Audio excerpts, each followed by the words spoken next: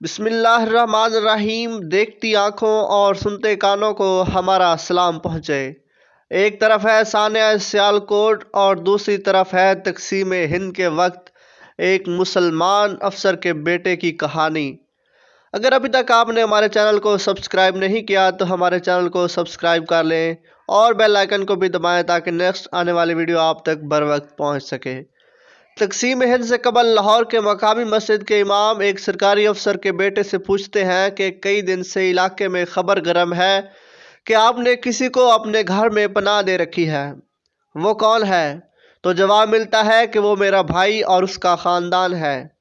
امام مسجد کو ان کی بات پر شک ہوا اور انہوں نے قرآن منگوا کر اس افسر کے بیٹے سے کہا کہ اس پر حلف اٹھائیں کہ آپ کے گھر میں رہائش پذیر آپ کا بھائی اور اس کا خاندان ہے، جس پر سرکاری افسر کے بیٹے قرآن پر حلف دے دیتے ہیں کہ جس کو میں نے گھر میں پناہ دی ہے وہ میرا بھائی ہے۔ تقسیم ہند کے وقت ہندو، سکھ اور مسلمان موجودہ پاکستان اور انڈیا میں جہاں جہاں پر بھی اقلیت میں تھے، اکثریت کے غیظ و غضب کا شکار ہوئے تھے۔ بلوائیوں کے جتھے اپنے اپنے علاقوں سے مہاجر بننے والوں پر حملہ کرتے تھے۔ کئی خوش نصیب مہاجر اپنے علاقہ چھوڑ کر زندہ سلامت ہجرت کرنے میں کامیاب ہو گئے اور کئی اپنے جان و مال گنوا بیٹھے تھے۔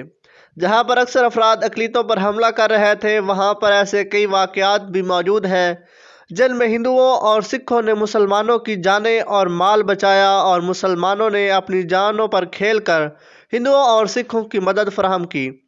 لاہور کا واقعہ جس میں ایک مسلمان سرکاری افسر کے بیٹے قرآن پر حلف دیتے ہیں کہ ان کے گھر میں ان کا بھائی اپنے خاندان کے ہمراہ رہائش پذیر ہے، کئی برسوں سے انڈیا اور پھر امریکہ میں سینہ در سینہ سنایا جاتا رہا۔ اس واقعے کو امریکہ میں مقیم ڈاکٹر ترونجیت سنگھ بھوتالیا کو ان کی دادی نے سنایا تھا۔ ڈاکٹر ترونجیت سنگھ بھوتالیا نے اپنے بچپن میں یہ واقعہ اتنی مرتبہ سنا تھا کہ ان کو اس کے سارے کردار، علاقے اور مناظر ازبر ہو گئے تھے۔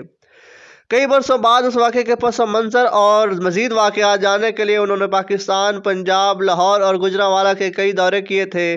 ڈاکٹر ترونجیت سنگھ بھوتالیا کہتے ہیں کہ حلف اٹھانے والے جھوٹا حلف نہیں اٹھایا تھا، بلکہ اس نے قیمتی انسانی زندگیاں بچا کر انسانیت کو زندہ کیا تھا، اور جس کے لیے حلف اٹھایا تھا وہ واقعی ان کا بھائی تھا۔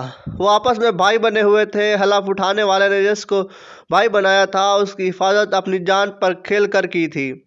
اس سے پہلے کہ ہم تقسیم ہند کے اس واقعے پر مزید نظر ڈالیں، پہلے دیکھتے ہیں کہ ڈاکٹر ترونجیت سنگھ بھوتالیا اور ان کا خاندان کون تھا۔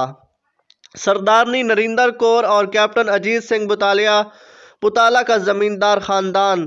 ڈاکٹر ترونجیت سنگھ بھوتالیا کے خاندان نے تقسیم کے وقت گوجرانوالہ سے انڈیا ہجرت کی تھی۔ خود ڈاکٹر ترونجیت سنگھ بھوتالیا کئی برسوں سے امریکہ میں آباد ہیں۔ ڈاکٹر ترونجیت سنگھ بھوتالیا کے بااجداد پنجاب کے حکمران مہاراجہ رنجیت سنگھ کے دربار سے منسلک تھے۔ تقسیم سے قبل انہیں خطے کا بہت بڑا جاگیردار سمجھا جاتا تھا۔ گوجرانوالہ کے گاؤں بھوتالہ میں ان کی زمین تھی۔ یہی وجہ تھی کہ اب بھی ڈاکٹر ترونجیت سنگھ بھوتالیا کا لہجہ استعمال کرتے ہیں۔ تقسیم ہند کے بعد بھی ان کا پاکستان میں کئی فوجی اور سول افسران کے خاندانوں کے ساتھ ذاتی تعلقات تھے۔ ڈاکٹر ترونجیت سنگھ بھوتالیا کے دادا captain Ajit Singh HSN college Lahore کے طالب علم تھے۔ بہاول پور کے سابق نواب صادق خان، جنرل موسیٰ خان اور دیگر اہم شخصیات دوست اور کلاس فیلو تھے، جبکہ ان کی دادی نریندر کور بھوتالیا علاقے کی مشہور اور معروف سیاسی اور سماجی شخصیت تھیں۔ ڈاکٹر ترونجیت سنگھ بھوتالیا کہتے ہیں کہ مجھے میری دادی ہمیشہ تقسیم ہند کے واقعے اور قصے سنایا کرتی تھی۔ وہ بتاتی ہے کہ جب تقسیم کا وقت آیا اور فسادات شروع ہوئے تو اس وقت لاہور میں رہائش پذیر ایک مسلمان سرکاری افسر کے بیٹے اور ان کی اہلیہ نے 2 ماہ تک انہیں پناہ دی تھی۔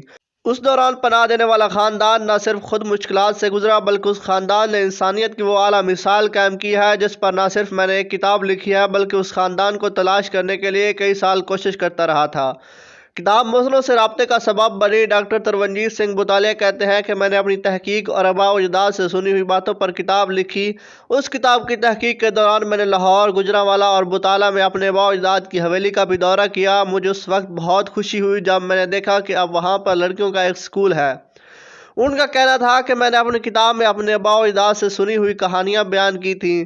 یہ کتاب لاہور میں موجود ایک پروفیسر کیلاش نے پڑھی۔ پروفیسر کیلاش خود بھی تاریخ دان اور محقق ہیں۔ وہ بتاتے ہیں کہ میری جب ان سے ملاقات ہوئی تو انہوں نے مجھے بتایا کہ کتاب میں بیان کیے گئے واقعات کی بنا پر یہ خاندان مسلم لیگ سے تعلق رکھنے والے MNA محمود بشیر ورک کا خاندان ہے۔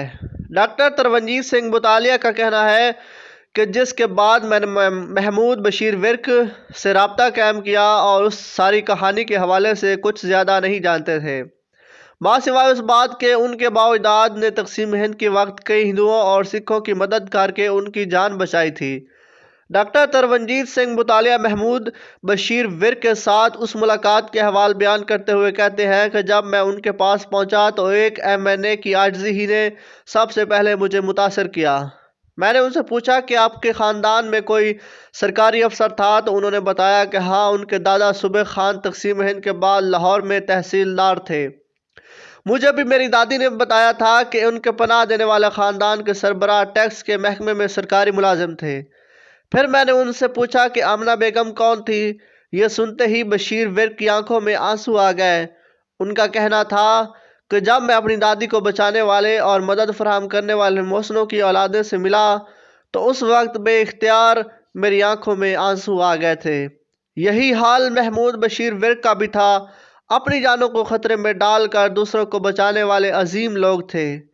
اگر میرے دادا دادی زندہ نہ رہتے تو ظاہر ہے میں اور میرا خاندان بھی اس دنیا میں نہ ہوتا۔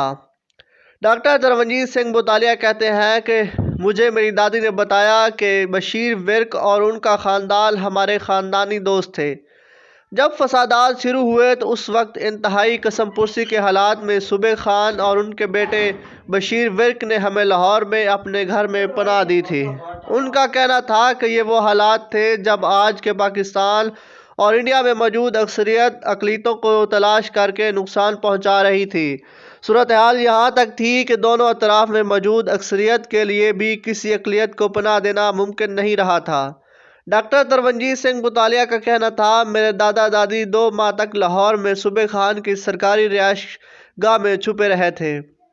اس دوران آس پاس اور پڑوس میں یہ بات پھیلی کہ سکھ یا ہندوؤں نے صبح خان کے ہاں پناہ حاصل کر رکھی ہے، تو مقامی امام مسجد نے صبح خان سے باز پرس کی تھی۔ بشیر ورک نے جھوٹا حلف نہیں اٹھایا تھا۔